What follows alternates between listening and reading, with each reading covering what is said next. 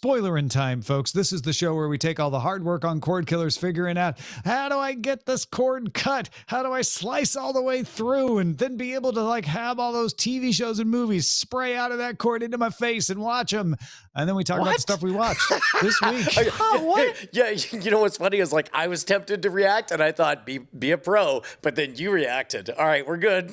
Sorry. Keep going. This week, the shows that sprayed into our face. Ah, I did it again.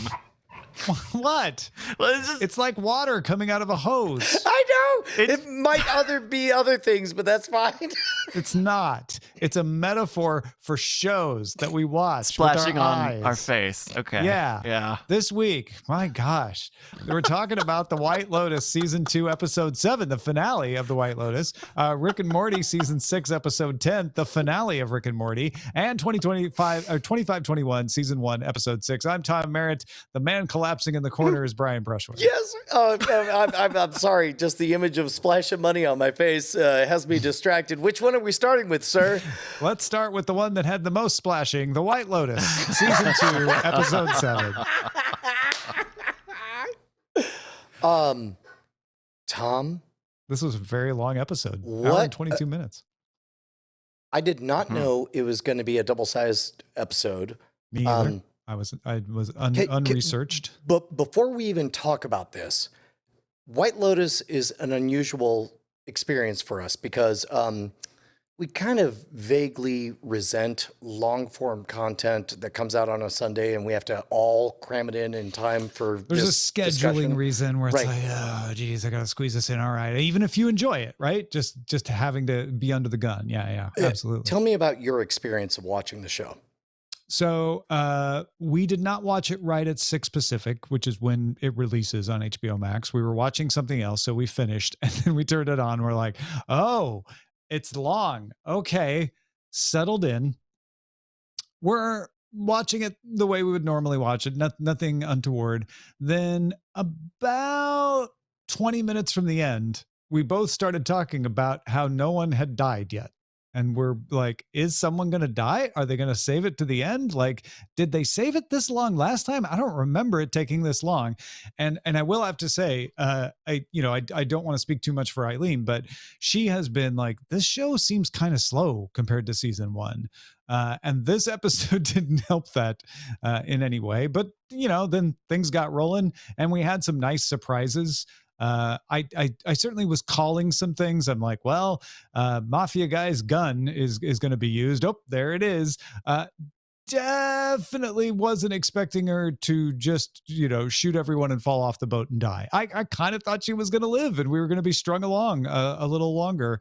But yeah, that's where my head went during all of this. What about you? That was the hope that Tanya would be our R2-D2 and C-3PO. Right. That would be through all of the seasons. Everyone told me that. Everyone said Bryce. Tanya, Bryce, Mike White, it said Tanya. It was going to be Marks. Rubes. You're Mark's right. I'm not fooled. I'm not fooled. So not fooled. Bryce, not fooled. So so my experience was I didn't watch it last night. I watched it this morning. I had one of those mornings that I woke up extra early and I was like, well, it's like 4:30 in the morning. And you know what? I'm going to dedicate, let me just knock out this watching. And I gave it's one of those full attention watches. And this finale, guys, this show, it deserves your full, undivided attention. It was electric from beginning to end. Every thread landed. Now, I'm not going to say I like where they landed, but they all landed.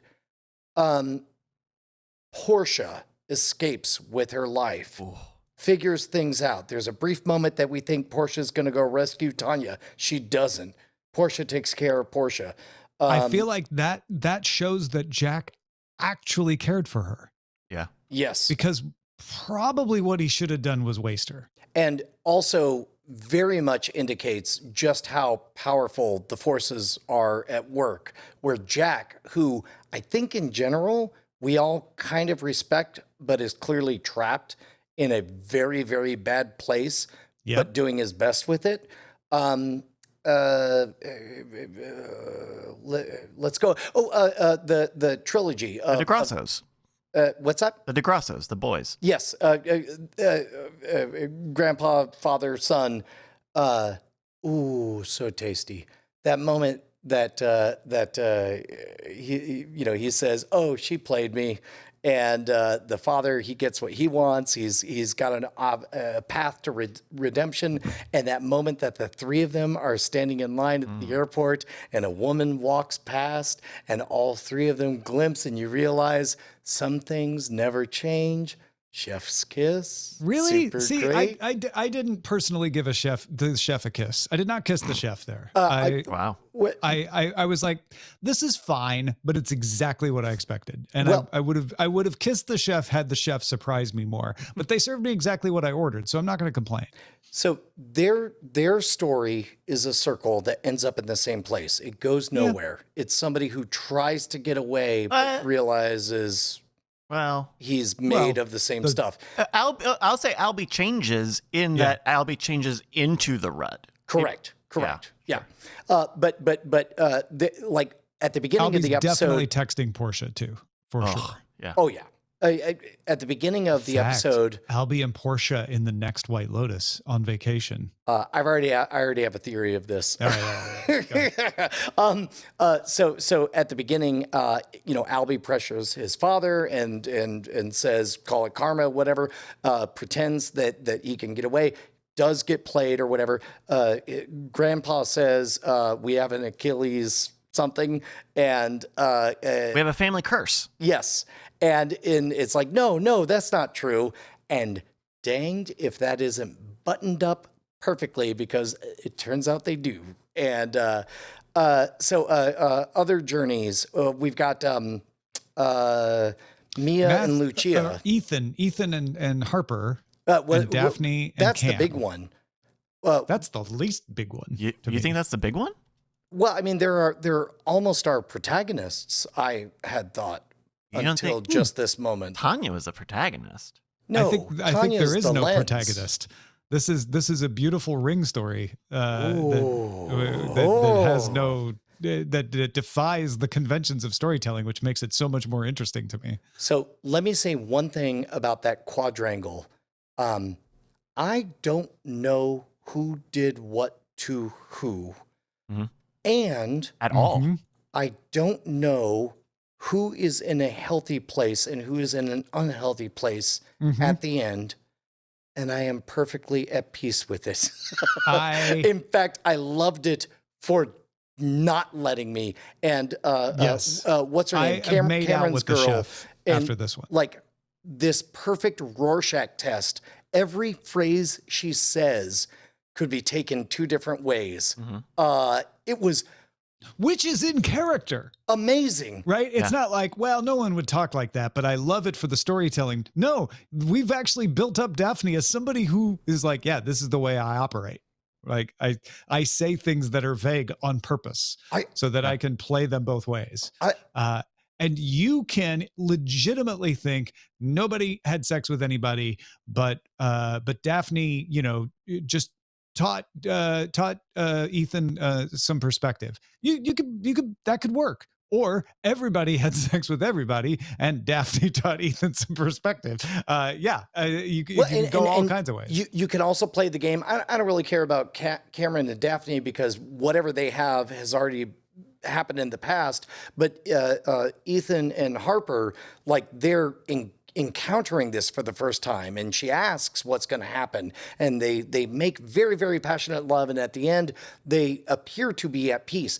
I legitimately don't know if they're at peace because they've decided to become Cameron and Daphne, or because both of them don't want to be that, didn't do that, and instead realized we got very close to a cliff's edge, and now we have doubled down on our commitment to total transparency and honesty. And the answer to that is yes.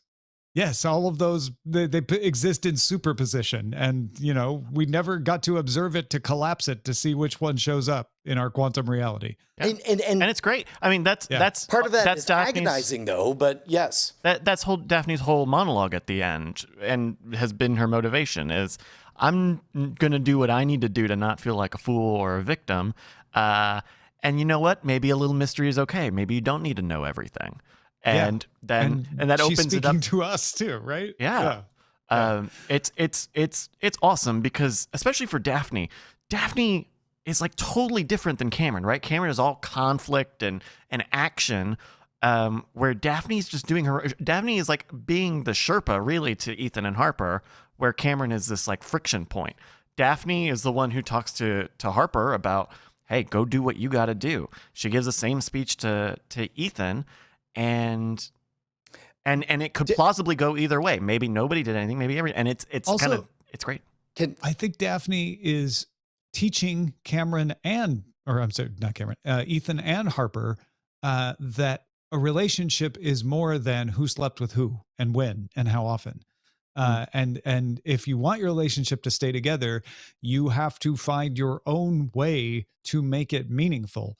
Daphne and Cameron have found their way. It's not a way that would work for everybody, but it works really well for them. And maybe that's all she told him on the long walk. Who knows? But I found that very compelling, that it was like, yeah, if you just get caught up into like, who is doing what to whom, instead of what do I need to be happy and satisfied, you're going to end up driving yourself crazy. And that was Daphne's wisdom, was like, you need to decide what you want from the relationship and what makes you happy, and then see if you can make that happen. There are also wonderful moments where, in this episode, the thing that quote unquote tips Ethan off to the fact that he is, increasingly convinced that Harper and Cameron had sex, is the fact that Harper behaves in a manner 100% congruent with how she was introduced. So that's the thing that he's convinced. He's like, well, you called him a bad word, and that means you definitely had sex, or what have you. It's a perfect Rorschach test. It's amazing. Both of the prostitutes get what they want, and Valencia gets what she wants. Valentina. Piano player, Valentino, sorry. Piano player. I thought that we were going to go for a collision with those two, and we didn't. Valentina just tells him like, you don't work here anymore. I'm getting what I want out of this. She's finding her own way to bring her love life into the workplace, kind of like what's her Rocco name with Rocco? Yeah, exactly. I mean, there's even the point where like all the bartenders are looking and they're seeing the old pianist get fired. Giuseppe, and everyone's kind of making a moment of it, but I think Giuseppe's really the only one who's really bummed out of that situation. Valentina may be the only one who truly got well, I guess Ethan and Harper got a happy ending, but Valentina got a happy ending. Well, happy, unhappy, certainly balanced. In fact, I would say the majority of characters got a happy ending, and we're saving the best part for last, obviously. Portia even sort of got a happy ending. Yeah. Portia? All three of the Carouser trilogy. Grandpa got to see some naked ladies. Dad got to have an inn to acknowledge his sex addiction and make inroads to repairing his relationship with his wife. Albie finally understood that he's not that much better or worse than everyone else in his family. And exchange numbers with Portia in a way that may actually work out. Correct. Which brings us to, all right, okay, let's just skip to the good part.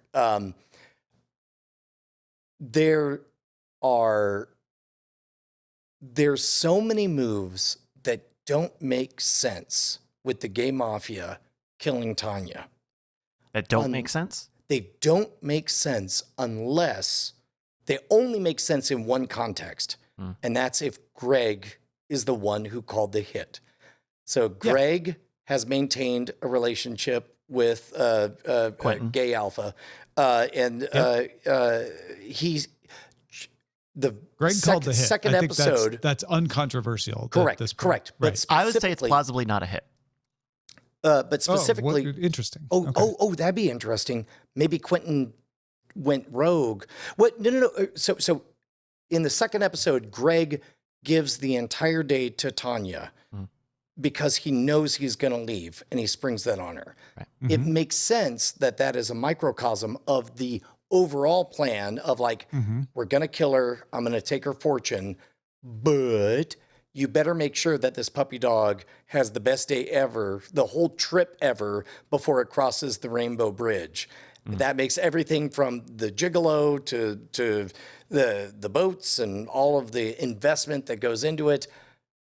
I had not considered the possibility that Quentin would be doing that on his own. However, I did love the actual fact that as Quentin was dying, was Greg cheating on me? Was he cheating on me?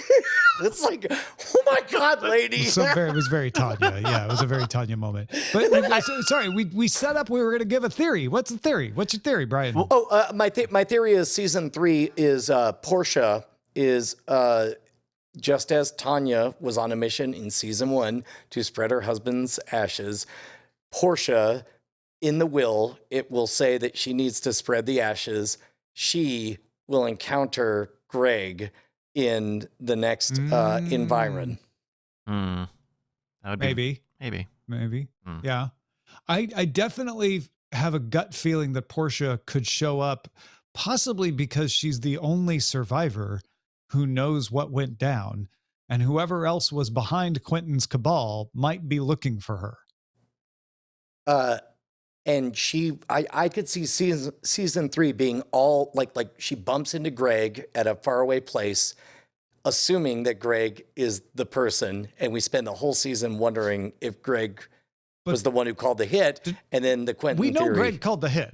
Is there much doubt about that? I know don't. Bryce had. I want to hear Bryce's theory on it not being a hit, but it's pretty clear that this was Greg. I do think that whatever happened was probably motivated by Greg.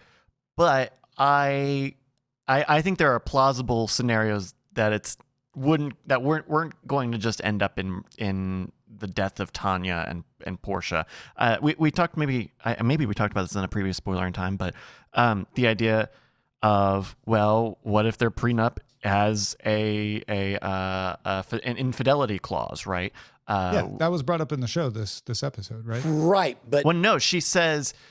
She mentions the prenup. She says there's a way for him to get money out of the prenup, but she does not say die. Or I think Portia maybe says that.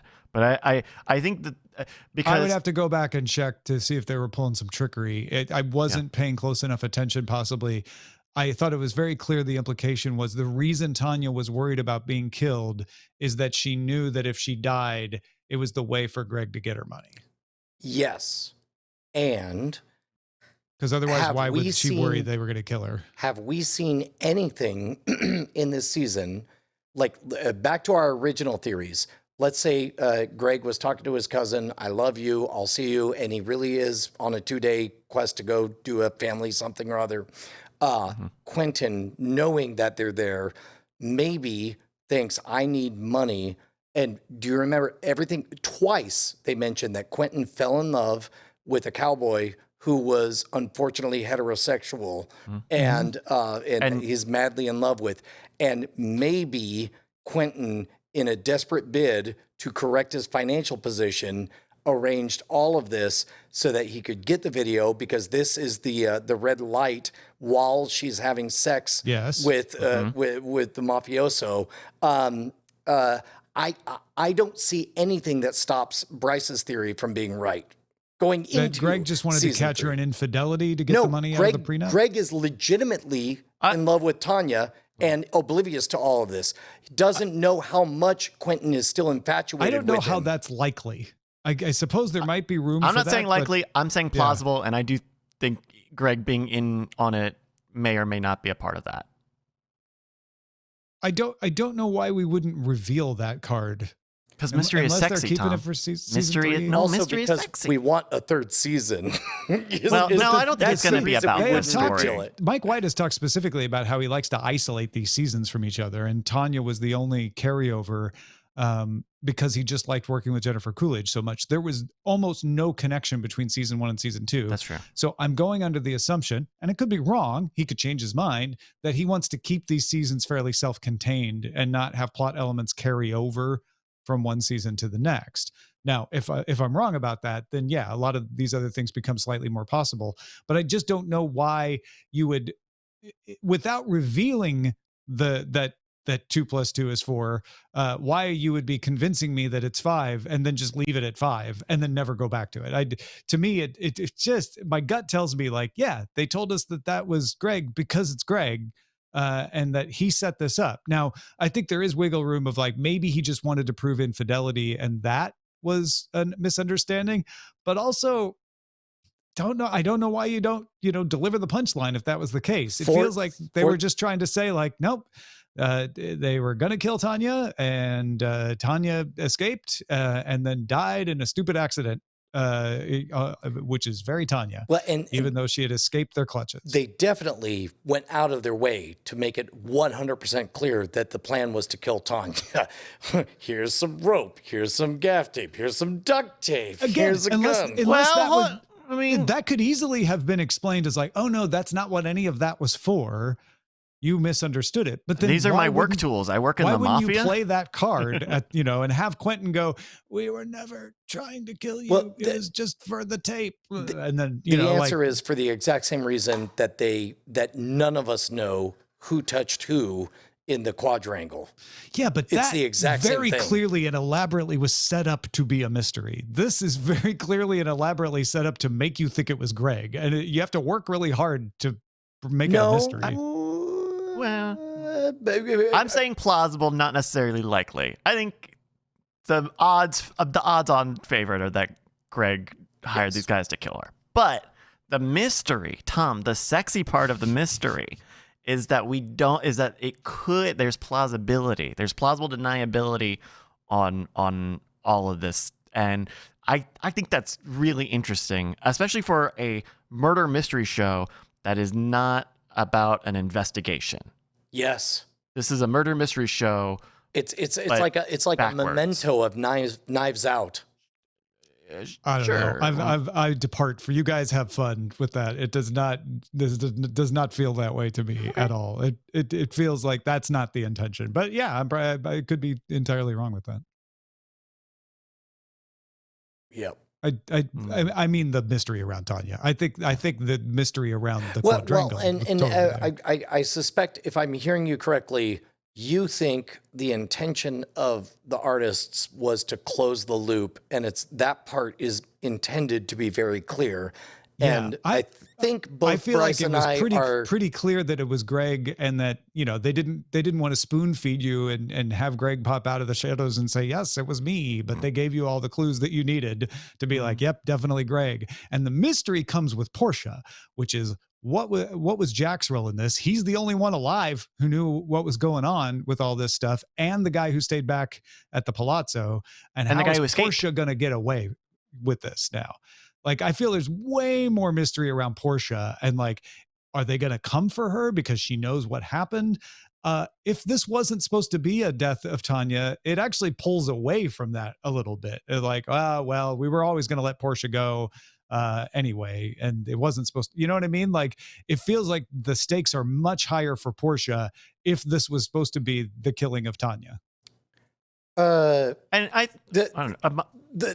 question is, as I perceive it, and feel free to correct me here. The question is whether or not, like we know the loop is open and left open intentionally with the quadrangle. It sounds to me like you think the loop is totally closed on it was Greg and his relationship with these guys, and I don't think that loop is quite as closed as you do. Yeah. I think you have to work harder as a viewer to keep it open versus the quadrangle, which they very clearly were like, this is open. We're leaving it open for you. So that doesn't mean that you you are wrong to leave it open. But I do think it, for me, maybe the reason I'm resisting it is like, I'm much more into the mystery of Portia than the mystery of whether it was Greg or not. I mean, what mystery is there with Portia? Well, what does she do? Her boss died while she was... Her very first day, the very first episode, they say, I hate my job. I hate working for this person. I don't want to be here. That's not the mystery. That's not the mystery is who's coming for her. Who knows she was involved? Can she survive? How's Albie fit into that? I don't know. I feel like there's a lot more fun stuff around Portia. No, okay. I mean, let's don't listen to you. There's literally no mystery. There's one person who knows, and it's the person. So what I'm hearing you say is you don't think there's as much mystery around Portia as I do. Well, you're talking about future mystery. That's not okay. Mystery is past tense. Those are possibilities you're talking about, not mysteries. It's not a mystery what she's going to do. But it doesn't change the thing that he liked. You're just talking words. But yeah. Okay. Yeah. No, I'm much more intrigued in what's going to happen next for to Portia. Is it unfortunate that words are the only way for us to communicate? like I don't know. Yeah, if I could just signal it. But yeah, I think what we're all agreed on is this was a fun episode to think about, a fun series to think about. And to kind of wrap the Tanya stuff up, she did get her Italian tragedy.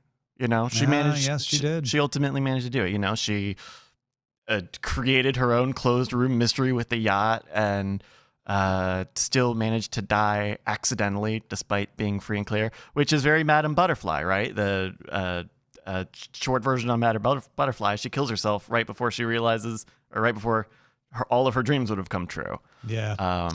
And Mike White in the post roll points out that in season 1, Tanya says that she's experienced everything. The only thing she hasn't experienced that is truly immersive is death. And so he's like kind of wanted to give her that last experience. So that's what we did in season 2. One last top spin. How about that moment? Like the idea when I was still convinced of the C3PO theory that Tanya was going to be our bumbling problem solver for many seasons to come. I didn't mind seeing her shoot towards the camera, and all of the screens, the deaths being off screen. And then that moment, and she just slips, and that sound of her head hitting the rail was so final. My jaw dropped alone in a room this morning. It was amazing. It was the tension of that. She's at the railing for so long. Just, I'm gonna get a. I think I can do this. Come on, you can do this. Thunk! But with that metallic twang. The CG on that could have been a little less computery. I was too but lost it was in good. the moment. I didn't even see it. Very good. All right, folks. Well, it sounds like we will definitely be in for season 3 to see what's up whenever that comes. That is the end of The White Lotus, season 2, episode 7. Let's talk about the end of season 6 of Rick and Morty, episode 10. Brian, what'd you think about the big reveal? I did not realize how bad last episode was until I realized how good this episode was. Like last episode, I think we generally all had a good time. And I chalked it up to, oh, that's right. They've set up that Morty would really like classic adventures, whatever that means. And he likes fantasy-based things. And it was generally cute that they made planets instead of, fiefdoms in a fantasy verse or whatever. But I did find it curious that Rick was so game for all of it. And it made me wonder is this a bad episode? The answer is no. It was a robot that they plugged in to be game to play Grandpa Rick While meanwhile, actual Grandpa Rick got back to the very first thing of this season that made me so convinced that they are at the top of their game, better than they've ever been, is he reminded everybody that, oh, do you not remember? This is the dude who I turned down with portal technology and didn't join the Council of Ricks, Cool Rick, and this is his, like, I thought this whole season was going to be about hunting him down. It turns out there was a lot of table setting, and they did the thing that they've done before, where Rick flatly says, this is going to be what a whole season's about. This is the only thing that matters, is my revenge on this guy who killed my actual wife. I loved it. In this episode, who did you like better? Our Rick Sanchez or Robot Rick? I mean, I know the story of actual human Dan Harmon and his journey to peace, and all the way to the tune of him stopping his podcast. So as a result, I was at peace with the idea that, oh, I guess Rick is just boring now, and now all the other characters are the cool ones. Not which character did you like? Which person did you like? No. My point being, no. Look, actual Rick is the best Rick, of course. Wow, you like really? asshole Rick better? Yes. I like Robot Rick better. He was a nicer person. Was he boring? Yeah, a little bit. I actually preferred that. I was like, oh, this shows growth. This shows what a Rick Sanchez could be. I like that he's treating people well.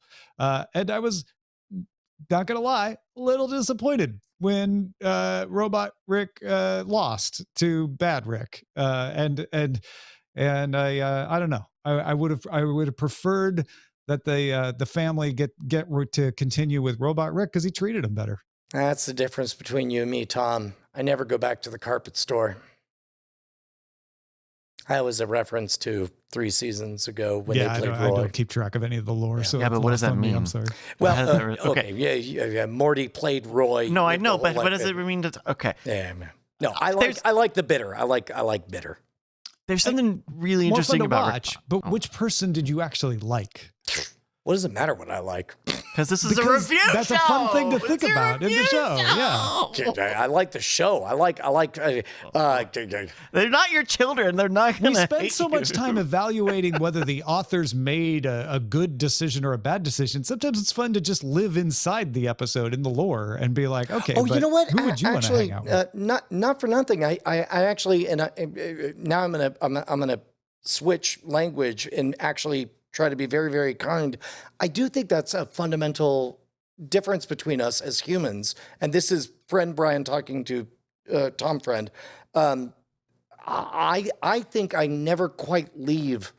I don't think I ever go to the story the way you do. I think I always see it as the craft of the person who is pulling the magic. Maybe it's being a magician that causes me to do that. It's because you like Dan Harmon. Okay. Or maybe it's you being like that caused you to be a like Dan magician. Harmon a lot. I mean, or do you think it's broader than? No.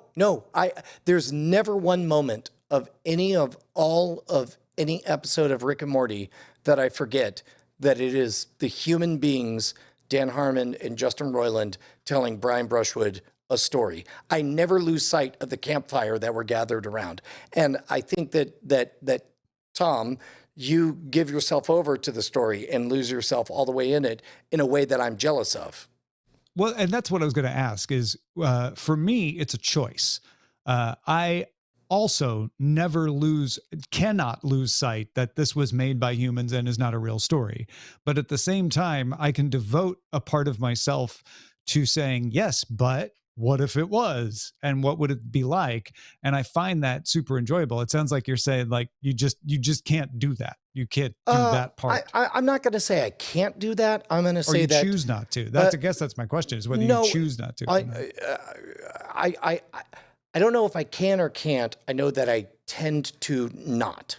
There are very few pieces of art that I lose myself totally in the art and forget that they're, and this is nowadays, when I was 20, when I was 10, when I was 5, different stories. But right now, the things I love about Rick and Morty, I never lose sight of the fact that this wonderful juggling act is being conducted by a juggler.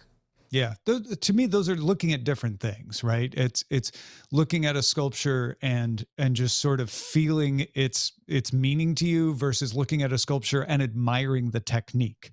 Neither one is wrong, right, or otherwise. They're different ways of appreciating the art. We're just describing that for television, which is you can look at it and admire the construction.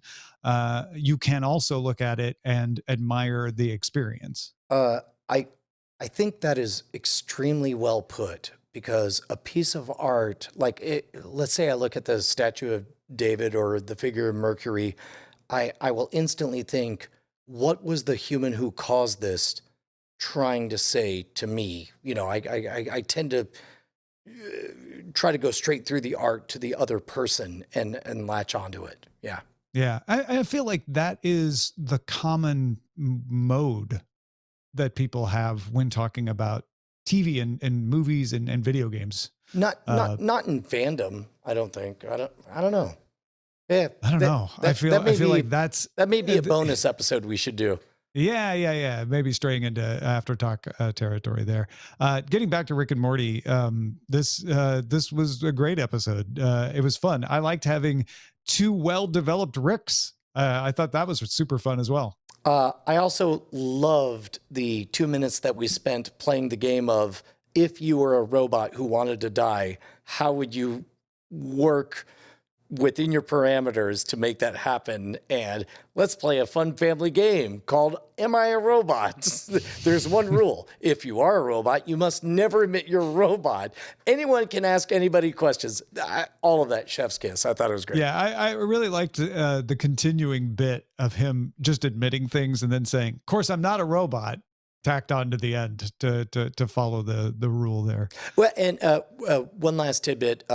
It was kind of fun to, for the first half of this episode, think for a brief second that maybe the United States president and Rick Sanchez had buried the hatchet.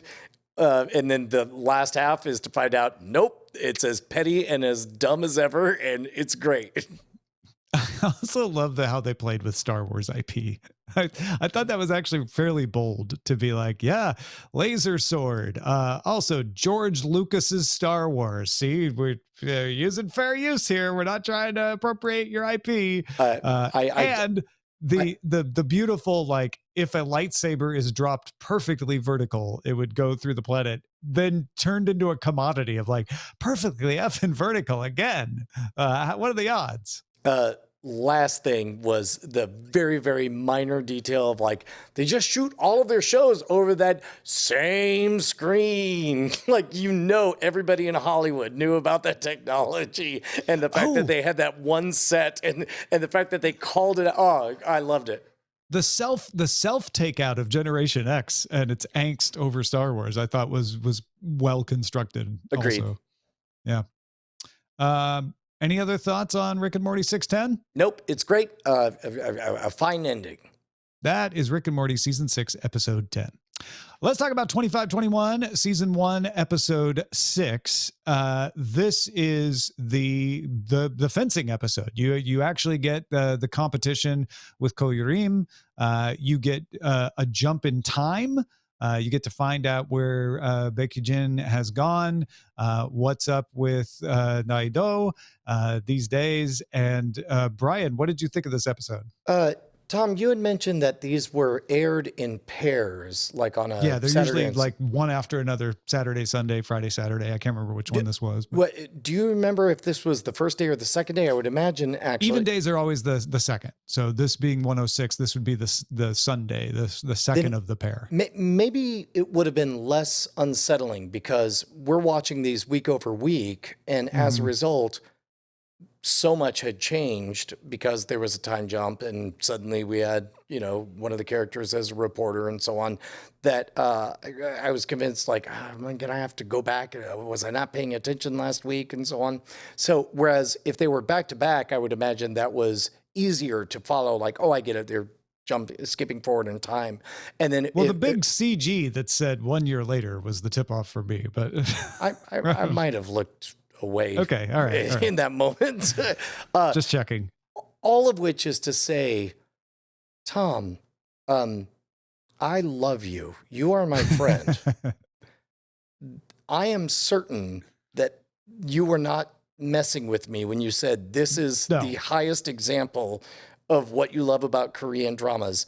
And Mhm. suddenly I'm here for the long haul. I'll watch all of these, give or take. I don't know how many of them are there, but 18, 16. you know what? I'll 16. watch some more of these. What I really want to know is I want to hear what it is you love about this, because I watched at 1.5 speed with both closed captions and a dub and my full attention on it. And there were times I thought, oh, did I not speed it up? And then I went and I saw that it was literally at maximum speed. I was going 88 miles an hour. And then I began to, and this is a confession, this is bad on Brian. I have not respected the art. I may have right arrow just, 10 seconds skipped a few times. And it was fairly astonishing that oh, the car isn't starting. Hit the button. I get it. The car is having difficulty starting. The car isn't starting. And I thought, did it not skip forward? Like, there's something about the pacing that is not landing with me that clearly you love. And all I want to do is understand what you love about it. It's not the pacing that I love. So it doesn't surprise me that the pacing is bothering you.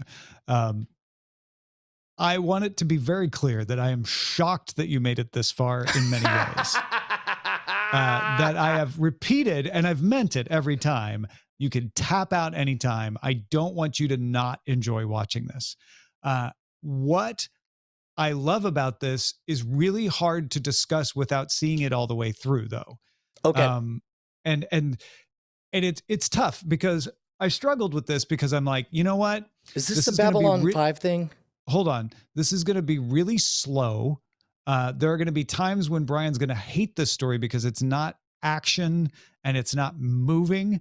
But if you did make it through somehow, I think the overview of what it does is something that is really good, is an unusual story in the world, much less in Korean drama, and really has stuck with me as like one of the better relationship stories. And my biggest worry was like, but Brian doesn't love relationship stories. Like that's not in your wheelhouse. So I didn't know if this would have enough to keep you interested. Otherwise, I kind of hoped some of the fencing stuff might carry you through.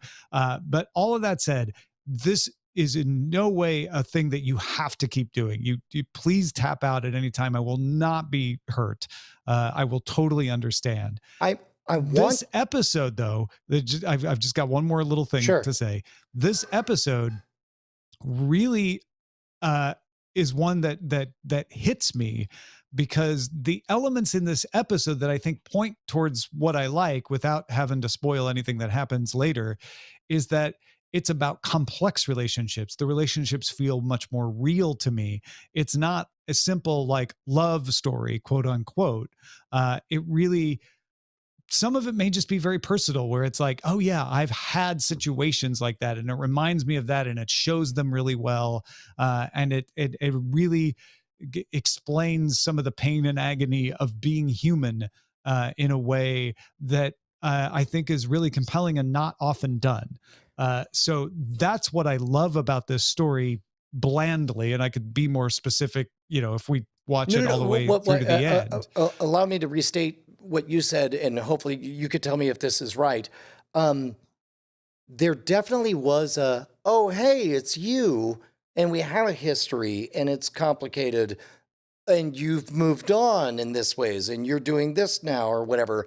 And there's not hate. There's not anger. Oh, correct. I can't believe you're dating somebody. Yeah, this is very normal. Like, oh yeah, it has been a year. I'm so sorry. We do have a connection. We do like each other, but it is a little weird. And you should be dating, but this guy, that's hilarious. And yeah. Like the only way to get to the authenticity of that, we've all both moved on and we're kind of detached from this, is to have all of us know and feel the backstory leading up to it. Would that be a good way to put it? Yeah, for sure. And it's also not just about Baekhyun and Naido, it's also about Naido and Koyurim. And because we've been working so hard on the Baekhyun story, the story with Koyurim is starting to feel stale at this point. And you kind of like really, they dropped the bombshell that they're the chat friends, and then they've just kind of let that simmer while they do all this other work. So yes, pacing is not the strength of the show. I totally agree with you on that. But character development and relationship is. I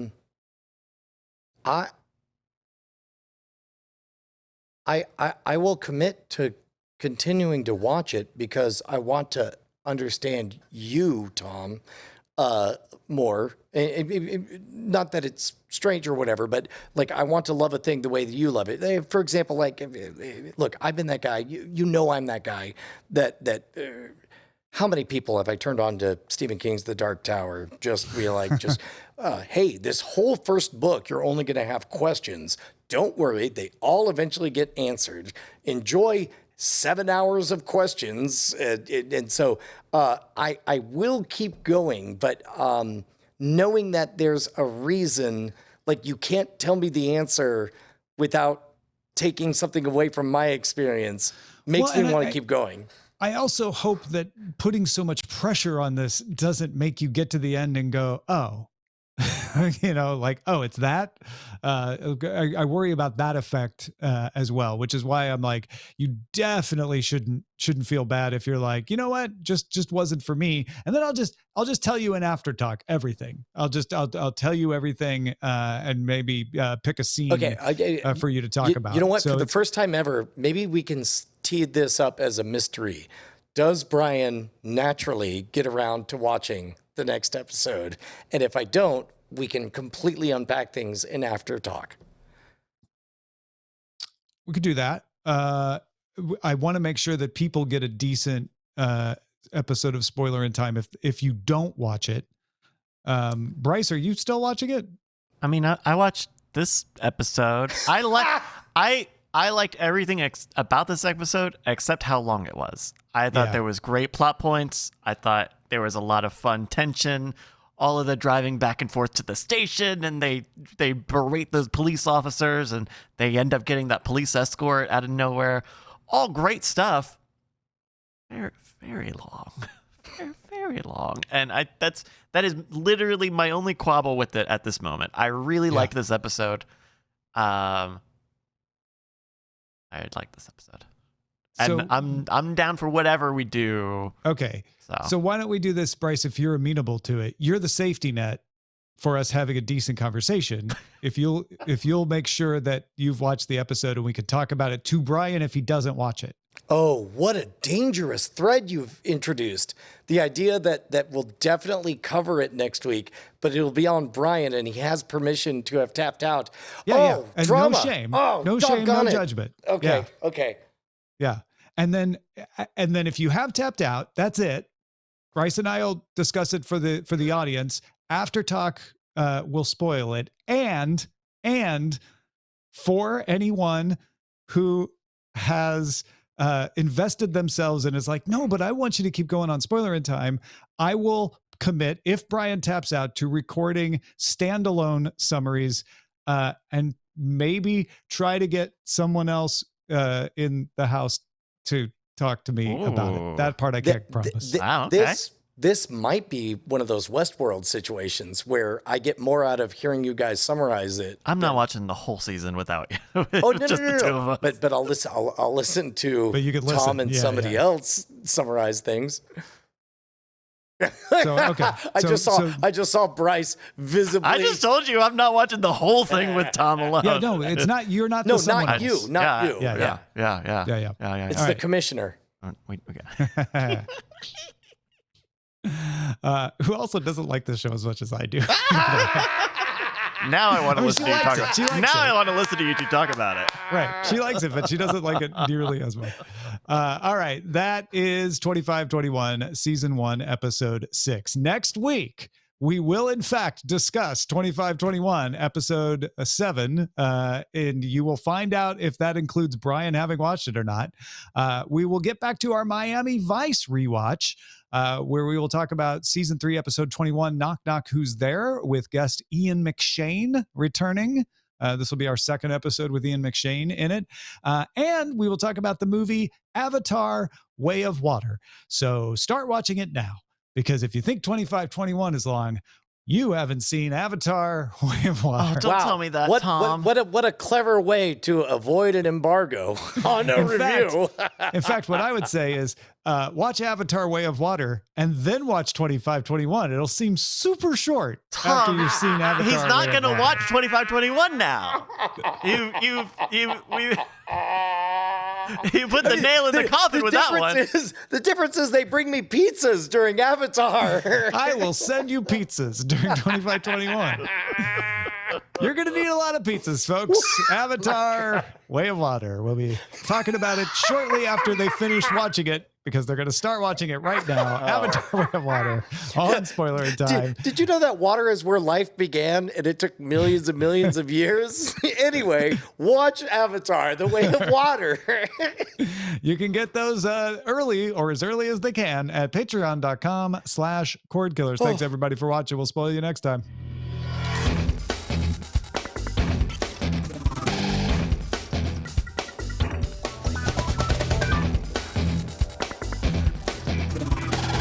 Diamond Club hopes you have enjoyed this program.